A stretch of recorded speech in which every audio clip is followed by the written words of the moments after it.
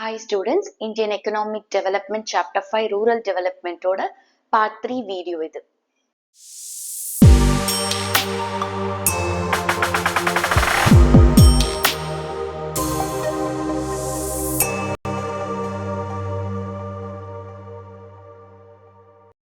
So previous videoல நம்ம வந்து rural developmentல diversification of productive activities பார்த்தோம்.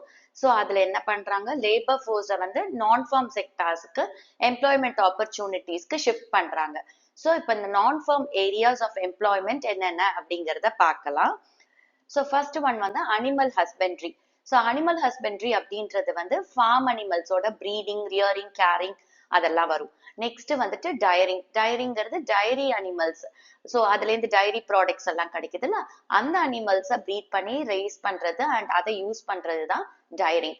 நெக்ஸ்ட் வந்து ஃபிஷரிஸ்ங்கிறது ஃபிஷ் அண்ட் அதர் அக்வாட்டிக் அனிமல்ஸை வந்து கேட்ச் பண்றது, ப்ராசஸ் பண்றது இல்ல செல் பண்றது, இதுதான் fisheries.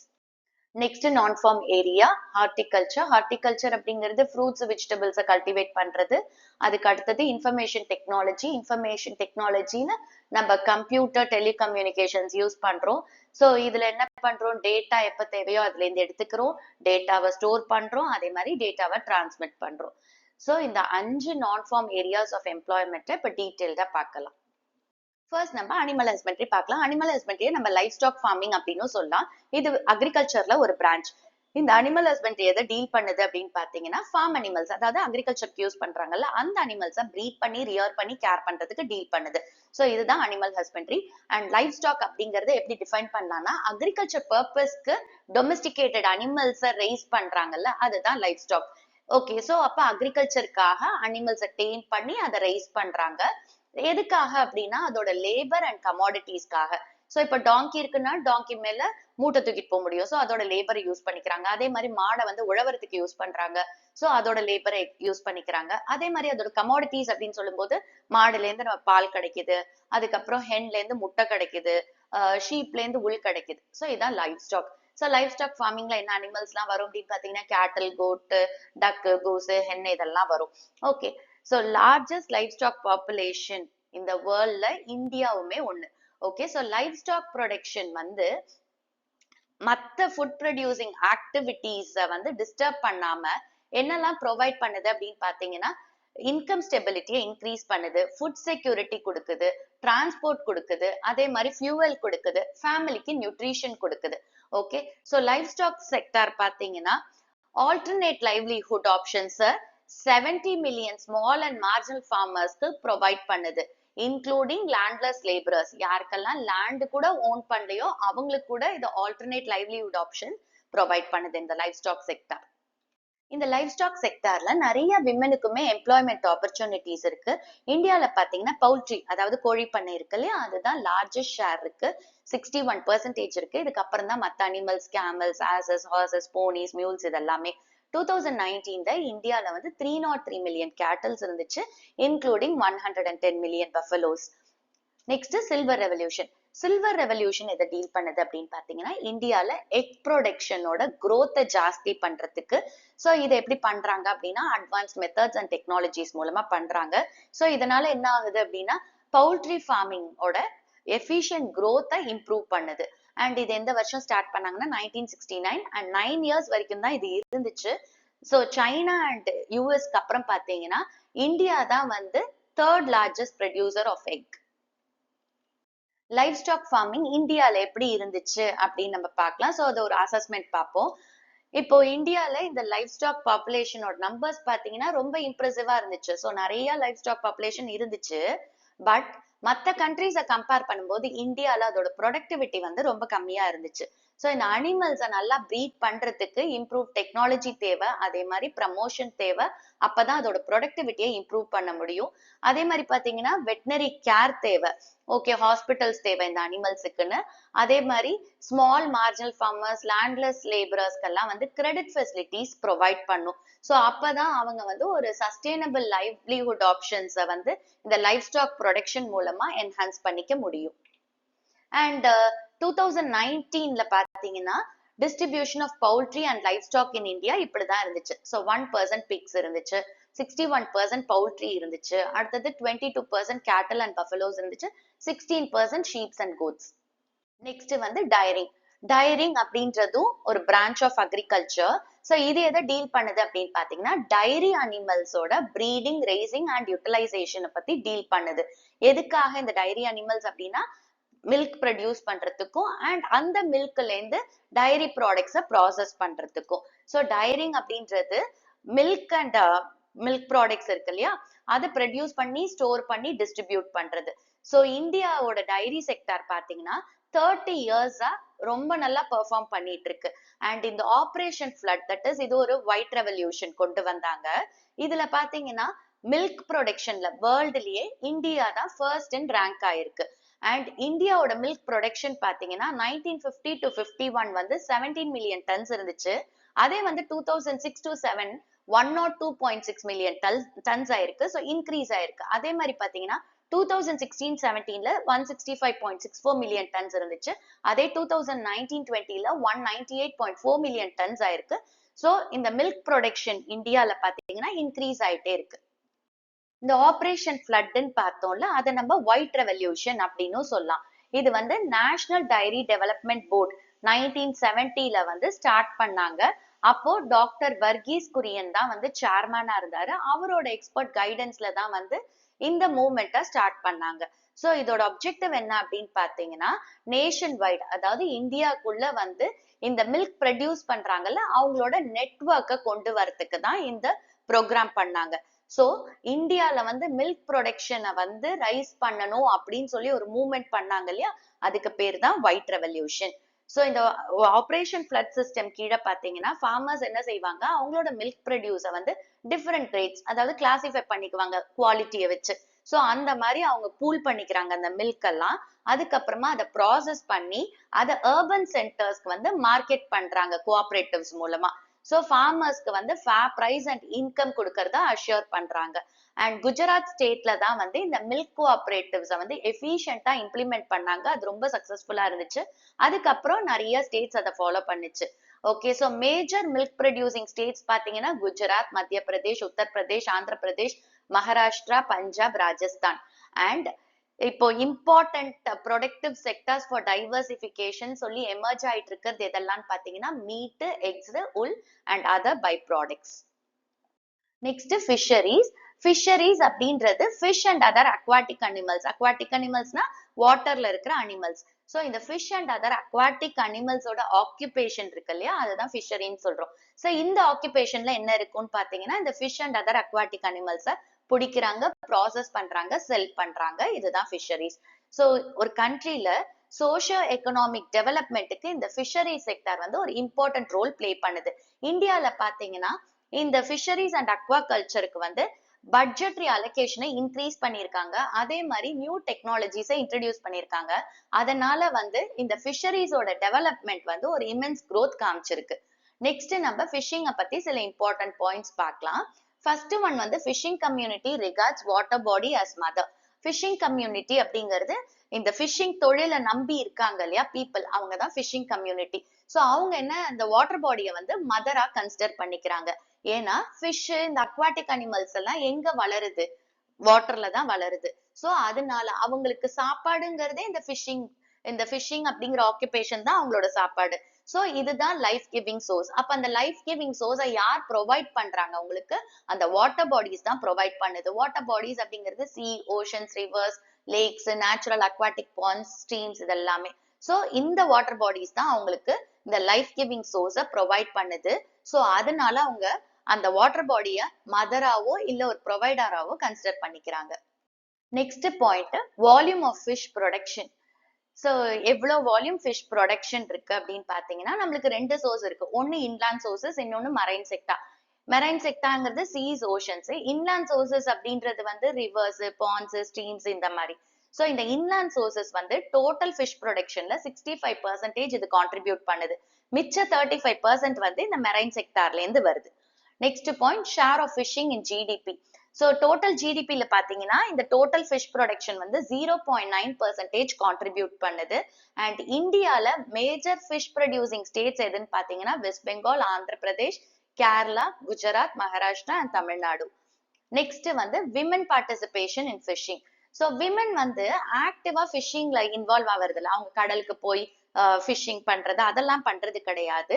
But 60% women work force வந்து எக்ஸ்போர்ட் மார்க்கெட்டிங்ல இருக்காங்க. மிச்ச ரிமைனிங் 40% வந்து இன்டர்னல் மார்க்கெட்டிங்ல இருக்காங்க. ஸோ இந்த ஃபிஷர் விமனுக்குமே வந்துட்டு அவங்களுக்கு கிரெடிட் ஃபெசிலிட்டிஸை இன்க்ரீஸ் பண்ணும். ஏன்னா அவங்களுக்கு இந்த மார்க்கெட்டிங் பண்றதுக்கு ஒர்க்கிங் கேபிட்டல் ரிக்வயர்மெண்ட்ஸ் தேவைப்படும். ஸோ ஒர்க்கிங் கேபிட்டல் ரிக்வயர்மெண்ட்ஸ்னா அவங்க டே டு டே அந்த ஆக்டிவிட்டிஸை கேரி அவுட் பண்றதுக்கு கேபிட்டல் தேவைப்படும். ஸோ அதுதான் ஒர்க்கிங் கேபிட்டல் ரிக்வயர்மெண்ட். ஸோ இது அவங்களுக்கு தேவைப்படுறதுனால அவங்களுக்கு வந்து கிரெடிட் ஃபெசிலிட்டிஸை இன்க்ரீஸ் பண்ணும். ஸோ இதை எப்படி பண்ணலாம் அப்படின்னா cooperatives and self help group மூலமா பண்ணலாம். நெக்ஸ்ட் பாயிண்ட், ப்ராப்ளம்ஸ் ஃபேஸ்ட் இன் ஃபிஷிங். இப்போ இந்த ஃபிஷிங் செக்டார் ஆக்குபேஷன்ல இருக்கிற ஃபிஷ் ஒர்க் ஃபேமிலிஸ்ல முக்காவாசி பேர் பாத்தீங்கன்னா புவரா தான் இருக்காங்க. அவங்க என்ன ப்ராப்ளம்ஸ் ஃபேஸ் பண்றாங்க அப்படின்னு பாத்தீங்கன்னா அண்டர் எம்ப்ளாய்மெண்ட், அதாவது அவங்களோட தகுதிக்கு ஏத்த வேலை இல்லை. So under employment. Next low per capita earnings. அதுக்கப்புறம் மற்ற செக்டார்ஸ்க்கு லேபர் வந்து போமாட்டுறாங்க. அதே மாதிரி இல்லிட்ரசி ரேட் ஜாஸ்தியா இருக்கு, கடன் ஜாஸ்தியா இருக்கு. நெக்ஸ்ட் வந்து ப்ளூ ரெவல்யூஷன். ப்ளூ ரெவல்யூஷனை நம்ம நீல் கிராந்தி மிஷன் அப்படின்னு சொல்லலாம். ஸோ இதை வந்து 7th 5-year பிளான் போது 1985 to 1990 இந்தியால லான்ச் பண்ணாங்க. இதோட அப்ஜெக்டிவ் என்ன அப்படின்னு பாத்தீங்கன்னா ஃபிஷரிஸை டெவலப் பண்ணும், மேனேஜ் பண்ணும் அண்ட் ப்ரமோட் பண்ணும். இது மூலமா ஃபார்மர்ஸோட இன்கமை டபுள் பண்ணணும் அப்படிங்கிறது தான் இதோட அப்ஜெக்டிவ். அண்ட் இந்த ப்ளூ ரெவல்யூஷனோட ஃபாதர் யாருன்னு பாத்தீங்கன்னா ஹிராலால் சௌத்ரி. இந்த ஃபிஷிங்கோட ஒரு எவாலுவேஷன் ஒரு அசஸ்மெண்ட் பார்க்கலாம். ஸோ இங்க என்ன ப்ராப்ளம் இருந்துச்சுன்னு பாத்தீங்கன்னா ஓவர் ஃபிஷிங் இருந்துச்சு, அதே மாதிரி பொல்யூஷன் இருந்துச்சு. ஸோ இதை வந்து ரெகுலேட் பண்ணும், கண்ட்ரோல் பண்ணும். அதே மாதிரி ஃபிஷிங் கம்யூனிட்டிஸ்க்கு வெல்ஃபேர் ப்ரோக்ராம்ஸ் ஏற்கனவே இருந்துச்சு. பட் அதை திருப்பி என்ன செய்யணும், ரீஓரியன்ட் பண்ணும். ஸோ அதை எதுக்காக ரீஓரியன்ட் பண்ணணும் அப்படின்னா ஃபிஷிங் செக்டார்ல இருக்கிறவங்களுக்கு வந்து நல்ல லாங் டேர்ம் கெயின்ஸ் ப்ரொவைட் பண்ற மாதிரியும், அதே மாதிரி அவங்களோட ஸ்டாண்டர்ட் ஆஃப் லிவிங்கை இன்க்ரீஸ் பண்ற மாதிரியும் அதை ரீஓரியன்ட் பண்ணணும். நெக்ஸ்ட் வந்து ஹார்டிகல்ச்சர். ஹார்டிகல்ச்சரை நம்ம சயின்ஸ் அண்ட் ஹார்ட் அப்படின்னு சொல்லலாம். ஸோ இங்க வந்து fruits, vegetables, tuber crops, flowers, medicinal and aromatic plants, spices, plantation கிராப்ஸை கல்டிவேட் பண்றது தான் ஹார்டிகல்ச்சர். ஸோ ஹார்டிகல்ச்சர் பாத்தீங்கன்னா ரூரல் பாப்புலேஷனுக்கு ஒரு வைட்டல் ரோல் பிளே பண்ணுது. ஏன்னா அவங்களுக்கு ஃபுட் அண்ட் நியூட்ரிஷன் ப்ரொவைட் பண்ணுது. வில்லேஜஸ்ல இருக்கிற அன்எம்ப்ளாய்மெண்ட் ப்ராப்ளமை அட்ரஸ் பண்ணுது. ஓகே, ஸோ அதுக்கப்புறம் பாத்தீங்கன்னா இந்தியால நிறைய கிளைமேட்ஸ் இருக்கு, அதே மாதிரி சாயில் கண்டிஷன்ஸ் நல்லா இருக்கிறதுனால இந்தியா வந்து ஹார்டிகல்ச்சரை அடாப்ட் பண்ணிருக்கு. அண்ட் ஹார்டிகல்ச்சர் வந்து டைவர்சிபிகேஷனுக்கு ஒரு இம்பார்ட்டன்ட் செக்டர் அண்ட் அக்ரிகல்ச்சருக்கு வந்து இது வேல்யூ ஆட் பண்ணுது.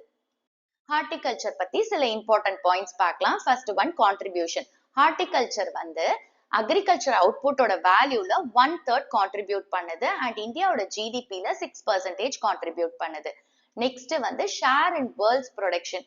ஸோ இந்தியால பாத்தீங்கன்னா வெரைட்டி ஆஃப் ஃப்ரூட்ஸ் ப்ரொடியூஸ் பண்றோம், like mangoes, bananas, coconuts, cashew nuts, அதே மாதிரி நிறைய ஸ்பைசஸ் கூட ப்ரொடியூஸ் பண்றோம்.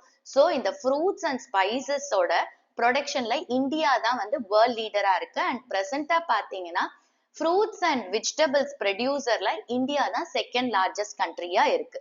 நெக்ஸ்ட் வந்து improvement in economic condition. So ஃபார்மர்ஸோட எக்கனாமிக் கண்டிஷனை இந்த ஹார்டிகல்ச்சர் இம்ப்ரூவ் பண்ணிருக்கு. அதே மாதிரி நிறைய அன்பிரிவிலேஜ் கிளாஸஸ், அதாவது இந்தியால இருக்கிற அன்பிரிவிலேஜ் கிளாஸஸ்னா அவங்களுக்கு இந்தியால இருக்கிற நிறைய பெனிஃபிட்ஸ் இந்த கிளாஸ் ஆஃப் குரூப் பீப்புளுக்கு கிடைக்காது.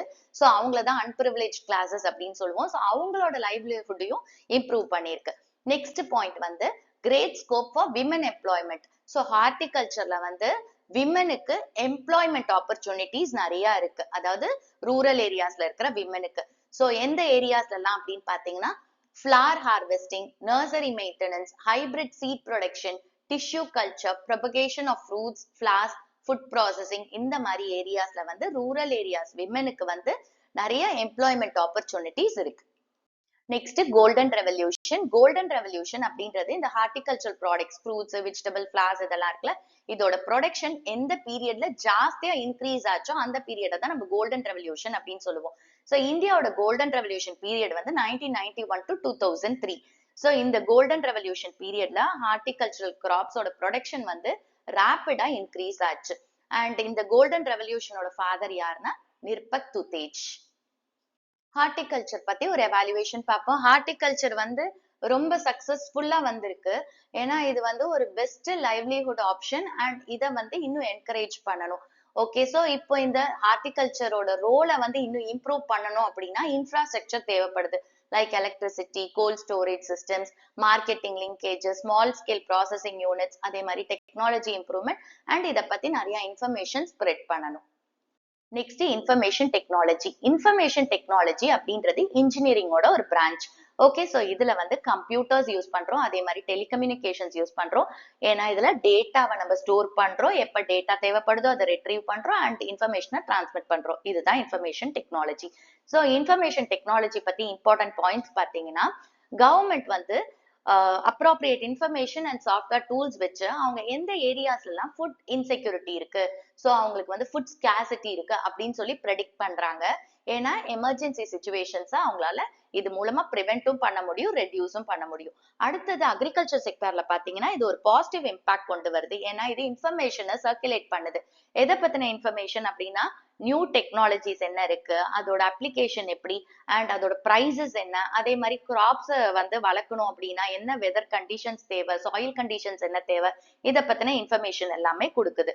நெக்ஸ்ட் பாத்தீங்கன்னா, இப்ப சொசைட்டில வந்து நிறைய பேருக்கு கிரியேட்டிவிட்டி இருக்கும், நாலேஜ் இருக்கும். சோ அவங்களோட நாலேஜ் அண்ட் கிரியேட்டிவிட்டியை வந்து இந்த இன்ஃபர்மேஷன் டெக்னாலஜி வெளியே கொண்டு வருது. அதே மாதிரி ரூரல் ஏரியாஸ்ல எம்ப்ளாய்மெண்ட் ஆப்பர்ச்சுனிட்டிஸ் ஜெனரேட் பண்றதுக்கான பொட்டன்ஷியல் இந்த இன்ஃபர்மேஷன் டெக்னாலஜிக்கு இருக்கு. இப்போ ஒரு இன்ஃபர்மேஷன் தெரிஞ்சுக்கிறதுக்காக பார்க்கலாம். இந்தியன் பார்லிமெண்ட்ல இருக்கிற மெம்பர்ஸ் என்ன பண்ணும், அதாவது மினிஸ்டர்ஸ் வந்து ஒரு வில்லேஜ அடாப்ட் பண்ணிக்கணும். ஸோ இதுக்காக கவர்மெண்ட் ஆஃப் இந்தியா அக்டோபர் 2014 ஒரு ஸ்கீம் இன்ட்ரடியூஸ் பண்ணாங்க. அதுக்கு பேர் சன்ஷத் ஆதர்ஷ் கிராம் யோஜனா. இந்த ஸ்கீம் கீழே இந்தியன் பார்லிமெண்ட்ல இருக்கிற மெம்பர்ஸ் என்ன பண்ணணும்னா, அவங்களோட கான்ஸ்டிடியூவன்சி, அதாவது அந்த மினிஸ்டர்ஸ் கண்ட்ரோல் இருக்கும்ல ஒரு ஏரியா, அந்த ஏரியாக்குள்ள இருக்கிற ஒரு வில்லேஜை ஐடென்டிஃபை பண்ணி அவங்க டெவலப் பண்ணும்.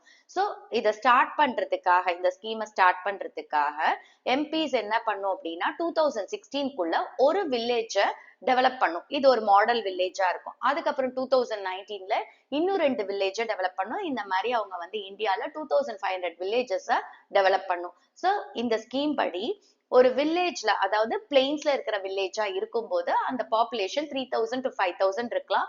அண்ட் ஹில்லி ஏரியாஸ்ல இருக்கிற வில்லேஜா இருக்கும்போது அங்க பாப்புலேஷன் 1000 to 3000 இருக்கலாம். பட் இந்த வில்லேஜஸ் வந்து எம்பியோட ஓன் வில்லேஜா இருக்கக்கூடாது. அதே மாதிரி அந்த எம்பியோட ஸ்பௌஸ், அவங்களோட ஹஸ்பண்டோ இல்ல ஒய்ஃபோ, அவங்களோட வில்லேஜாவும் இருக்கக்கூடாது. ஸோ எம்பிஸ் வந்து என்ன பண்ணும் அப்படின்னா, இந்த வில்லேஜ் டெவலப்மெண்ட் பிளானை ஃபெசிலிட்டேட் பண்றதுக்கு அவங்க வந்து வில்லேஜர்ஸை மோட்டிவேட் பண்ணும், ஆக்டிவிட்டிஸ் எடுத்துக்க சொல்லி. அதே மாதிரி அந்த ஏரியாஸ்ல வந்து இன்ஃப்ராஸ்ட்ரக்சரை வந்து டெவலப் பண்ணும். ஸோ இன்ஃப்ராஸ்ட்ரக்சர் அப்படிங்கும்போது ஹெல்த், நியூட்ரிஷன், எஜுகேஷன் இதெல்லாம் டெவலப் பண்ணும் அந்த ஏரியாஸ்ல. ரூரல் டெவலப்மெண்ட் நெக்ஸ்ட் நம்ம பார்க்க போற topic sustainable development and organic farming. Traditional agriculture வந்து கெமிக்கல் ஃபர்டிலைசர்ஸையும் ஹார்ம்ஃபுல் பெஸ்டிசைட்ஸையும் தான் ரொம்ப டிபெண்ட் பண்ணி இருந்துச்சு. ஸோ இந்த கெமிக்கல் ஃபர்டிலைசர்ஸ், பெஸ்டிசைட்ஸ் யூஸ் பண்ணும்போது என்ன ஆகும், நம்மளோட சாப்பாடுலயும் அது சேர்ந்துருது, அதே மாதிரி வாட்டர் சோர்சஸ்லயும் அது சேர்ந்துருது, அப்புறம் லைஃப் ஸ்டாக்கை அஃபெக்ட் பண்ணுது, சாயில டெப்ளீட் பண்ணுது, ஓவராலா நேச்சுரல் எக்கோசிஸ்டம்ஸையும் அது வந்து டோட்டலா ஸ்பாயில் பண்ணுது. ஸோ இந்த விஷயத்த வந்து கண்ட்ரோல் பண்றதுக்கு டெக்னாலஜிஸ் எல்லாம் வந்து கொண்டு வரதுக்கு எஃபர்ட்ஸ் போட்டிருக்காங்க. ஸோ அந்த டெக்னாலஜிஸ் எல்லாம் வந்து இக்கோ ஃப்ரெண்ட்லியா, என்விரான்மெண்ட் ஃப்ரெண்ட்லியா இருக்கிற மாதிரியும் அண்ட் அதே மாதிரி சஸ்டைனபிள் டெவலப்மெண்ட்டுக்கு ஒரு இம்பார்ட்டன்ஸ் கொடுக்குற மாதிரியும் டெக்னாலஜிஸ். ஸோ அந்த ஈகோ ஃப்ரெண்ட்லி டெக்னாலஜியை தான் நம்ம வந்து ஆர்கானிக் ஃபார்மிங் அப்படின்னு சொல்றோம். ஆர்கானிக் ஃபார்மிங்கோட மீனிங் பார்க்கலாம். ஆர்கானிக் ஃபார்மிங் அப்படின்றது வந்து சில டெக்னிக்ஸை டிபெண்ட் பண்ணியிருக்கு. Like crop rotation, green manure, compost, biological pest control, இந்த மாதிரி டெக்னிக்ஸை டிபெண்ட் பண்ணியிருக்கு. ஆர்கானிக் ஃபார்மிங் மெத்தட் ஃபாலோ பண்றோம் அப்படின்னா அதுல சில பெனிஃபிட்ஸ் இருக்கு. என்னன்னு பாத்தீங்கன்னா, இன்செக்ட்ஸ்க்கெல்லாம் வந்து ரொம்ப டேமேஜ் ஆகாது. அதே மாதிரி இங்க சிந்தட்டிக் கெமிக்கல் ஃபர்டிலைசர்ஸ் யூஸ் பண்ண மாட்டாங்க. லைக் நைட்ரஜன், பொட்டாசியம், பாஸ்பரஸ் இந்த மாதிரி கெமிக்கல்ஸ் எல்லாம் யூஸ் பண்ண மாட்டாங்க. அதுக்கப்புறமா இந்த ஜெனட்டிக்கலி மாடிஃபைட் ஆர்கானிசம்ஸையும் யூஸ் பண்ண மாட்டாங்க. ஜெனட்டிக்கலி மாடிஃபைட் ஆர்கானிசம்ஸ் அப்படிங்கிறது சில ஆர்கானிசம்ஸோட டிஎன்ஏவை சேஞ்ச் பண்ணுவாங்க, சில ஜெனட்டிக் இன்ஜினியரிங் டெக்னிக்ஸ் யூஸ் பண்ணி. ஸோ அந்த மாதிரி டிஎன்ஏ சேஞ்ச்டு ஆர்கானிசம்ஸை யூஸ் பண்ண மாட்டாங்க. ஸோ ஆர்கானிக் ஃபார்மிங் அப்படிங்கிறது ஒரு ப்ராசஸ். இது மூலமா நம்மளுக்கு safe and healthy food produce ஆகுது அண்ட் என்விரான்மெண்ட்ல எந்த பாதிப்பும் இது கொடுக்காது. ஸோ ஆர்கானிக் அக்ரிகல்ச்சர் வந்து எக்காலஜிக்கல் பேலன்ஸை ரீஸ்டோர் பண்ணுது, மெயின்டைன் பண்ணுது, அதே மாதிரி அதை இம்ப்ரூவ் பண்ணுது. அண்ட் ஆர்கானிக்கலி க்ரோன் ஃபுட்டோட டிமாண்ட் இன்க்ரீஸ் ஆகுது, ஏன்னா வந்துட்டு ஃபுட் சேஃப்டி அப்படிங்கிற ஒரு விஷயத்த இம்ப்ரூவ் பண்றதுக்கு. ஆர்கானிக் ஃபார்மிங்கோட பெனிஃபிட்ஸ் பார்க்கலாம். First benefit economical farming. So organic farming method அப்படின்றது ஒரு சீப்பான ஃபார்மிங் மெத்தட். ஏன்னா வந்துட்டு இந்த அக்ரிகல்ச்சரல் இன்புட்ஸ் இருக்கு இல்லையா, like HYV seeds, chemical fertilisers, pesticides, இதெல்லாம் வந்து காஸ்ட்லியர் அக்ரிகல்ச்சரல் இன்புட்ஸ். இதை சப்ஸ்டியூட் பண்றதுக்கு தான் இந்த ஆர்கானிக் ஃபார்மிங் இருக்கு. ஸோ ஆர்கானிக் ஃபார்மிங் மூலமா நம்ம சீப்பர் ஆர்கானிக் இன்புட்ஸ் யூஸ் பண்ணி நம்ம ப்ரொடியூஸ் பண்றோம். ஸோ அதனால ஆர்கானிக் ஃபார்மிங் வந்து ஒரு எக்கனாமிக்கல் ஃபார்மிங். நெக்ஸ்ட் பெனிஃபிட் வந்து generates income through exports. So international exports மூலமா இது இன்கம் ஜென்ரேட் பண்ணுது, ஏன்னா வந்து ஆர்கானிக்கா க்ரோன் பண்ண கிராப்ஸுக்கு டிமாண்ட் ஜாஸ்தி ஆயிட்டே இருக்கு. நெக்ஸ்ட் வந்து provides healthy food. So organic farming மெத்தட்ல ப்ரொடியூஸ் பண்ற ஃபுட்ஸ் எல்லாமே ஹெல்த்தியா இருக்கு, ஏன்னா இந்த ஆர்கானிக்லி க்ரோன் ஃபுட்டுக்கு வந்து நியூட்ரிஷனல் வேல்யூ ஜாஸ்தியா இருக்கும்.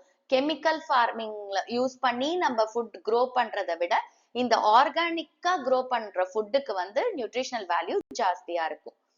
Next benefit source of employment. Traditional ஃபார்மிங்கை விட ஆர்கானிக் ஃபார்மிங் வந்து நிறைய எம்ப்ளாய்மெண்ட் ஆப்பர்ச்சுனிட்டிஸை ஜென்ரேட் பண்ணுது, ஏன்னா லேபர் இன்புட் நிறைய தேவைப்படுது. இந்தியால பாத்தீங்கன்னா நம்மளுக்கு லேபர் நிறைய பேர் இருக்கிறதுனால இது இந்தியாவுக்கு ஒரு பெரிய அட்வான்டேஜ் தான். நெக்ஸ்ட் வந்து safety of environment.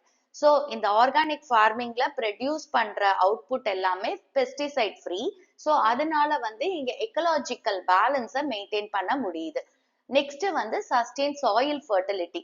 So organic farming வந்து சாயில் ஃபர்டிலிட்டியை இம்ப்ரூவ் பண்ணுது, ஏன்னா இங்க என்னென்ன யூஸ் பண்றாங்க அப்படின்னா ஆர்கானிக் இன்புட்ஸை யூஸ் பண்றாங்க, லைக் அனிமல் மேன்யூர்ஸ், அதுக்கப்புறம் கம்போஸ்ட், ஃபார்ம் யார்ட் மென்யூர், இந்த மாதிரி மென்யூர்ஸ் யூஸ் பண்றதுனால சாயில் ஃபர்டிலிட்டியை இம்ப்ரூவ் பண்ணலாம். அதே வந்து ட்ரெடிஷனல் ஃபார்மிங்ல பாத்தீங்கன்னா கெமிக்கல் ஃபர்டிலைசர்ஸ் யூஸ் பண்றதுனால சாயில் ஃபர்டிலிட்டி எராடிகேட் ஆகுது. ஆர்கானிக் ஃபார்மிங்ல பெனிஃபிட்ஸ் இருந்த மாதிரியே சில டிராபேக்ஸும் இருக்கு, என்னென்னு பார்ப்போம். ஃபர்ஸ்ட் வந்து லெஸ் பாப்புலர். ஆர்கானிக் ஃபார்மிங் வந்து நிறைய பாப்புலரைஸ் பண்ணணும். ஸோ அதுக்கு வந்து ஃபார்மர்ஸ் கிட்ட அவேர்னஸ் கிரியேட் பண்ணும், அதை பத்தி அவங்களுக்கு வந்து ஒரு வில்லிங்னஸ் கொண்டு வரணும், அப்பதான் அவங்க நியூ டெக்னாலஜி அடாப்ட் பண்ணுவாங்க. ஸோ இந்த ஆர்கானிக் ஃபார்மிங்கை ப்ரமோட் பண்றதுக்கு அப்ராப்ரியேட் அக்ரிகல்ச்சரல் பாலிசியை கொண்டு வரணும். நெக்ஸ்ட் வந்து lack of infrastructure and marketing facilities. So organic ஃபார்மிங்கோட மெயின் ப்ராப்ளம் என்னன்னு பாத்தீங்கன்னா இன்ஃப்ராஸ்ட்ரக்சர் ஃபெசிலிட்டிஸ்லாம் இன்அடிக்குவேட்டா இருக்கு, லைக் இரிகேஷன் ஃபெசிலிட்டிஸ், எலக்ட்ரிசிட்டி, இந்த மாதிரிலாம். அதே மாதிரி மார்க்கெட்டிங் ஃபெசிலிட்டிஸும் லேக் ஆகுது. நெக்ஸ்ட் வந்து லோ ஈல்ட்.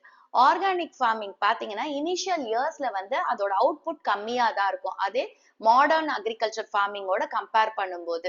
ஸோ இதனால ஸ்மால் அண்ட் மார்ஜினல் ஃபார்மர்ஸ் எல்லாமே வந்து ஒரு லார்ஜ் ஸ்கேல் ப்ரொடக்ஷன் அடாப்ட் பண்றதுக்கு ரொம்ப கஷ்டமா ஃபீல் பண்றாங்க.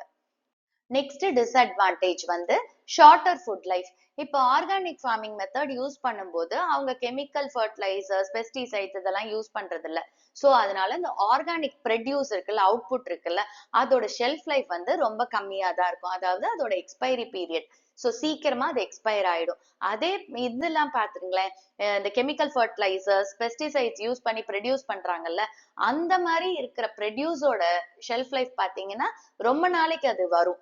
ஓகே, ஸோ அடுத்தது வந்து limited choice of crops. So இந்த ஆஃப் சீசன்ல என்ன கிராப்ஸ் ப்ரொடியூஸ் பண்ணலாங்கிற சாய்ஸ் வந்து ஆர்கானிக் ஃபார்மிங்ல ரொம்ப கம்மி தான்.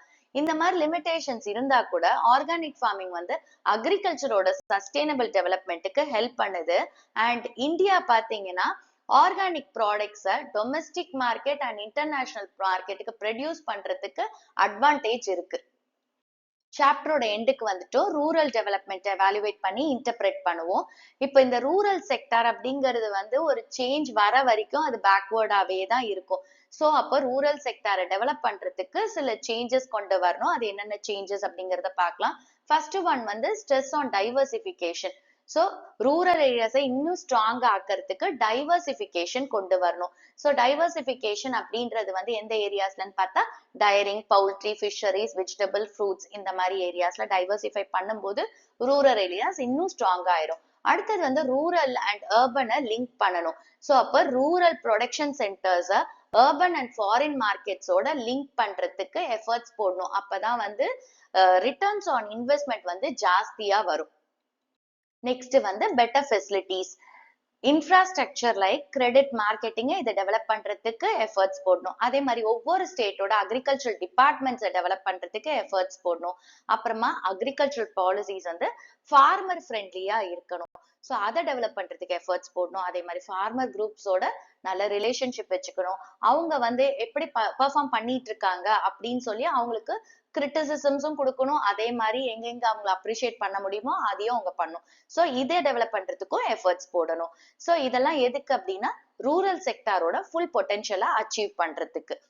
நெக்ஸ்ட் வந்து more emphasis on sustainable development. So sustainable டெவலப்மெண்ட்டுக்கு வந்து நிறைய இம்பார்ட்டன்ஸ் கொடுக்கணும். இப்போ நம்மளோட என்விரான்மெண்ட்ல வந்து நிறைய சுச்சுவேஷன்ஸ் இருக்கும். ஸோ அந்த சுச்சுவேஷன்ஸ்ல வந்து சஸ்டைனபிள் டெவலப்மெண்ட்டை மெயின்டைன் பண்றதுக்கு சில alternate set of eco friendly டெக்னாலஜிஸை ப்ரொக்யூர் பண்ணும் இல்ல இன்வென்ட் பண்ணணும். இந்த ரூரல் டெவலப்மெண்ட் சாப்டரை நான் 3 பார்ட்ஸா கொடுத்திருந்தேன். பார்ட் 1, பார்ட் 2, பார்ட் 3ன்னு. இதுதான் பார்ட் 3. பார்ட் 1, பார்ட் 2 ஏற்கனவே நான் வீடியோஸ் அப்லோட் பண்ணியிருக்கேன். யாராவது பார்க்கலன்னா அதை பார்த்துக்கோங்க. உங்களுக்கு இந்த வீடியோஸ் எல்லாம் யூஸ்ஃபுல்லா இருக்கா அப்படின்னு கமெண்ட் பண்ணுங்க. தேங்க்ஸ் ஃபார் வாட்சிங் த வீடியோ.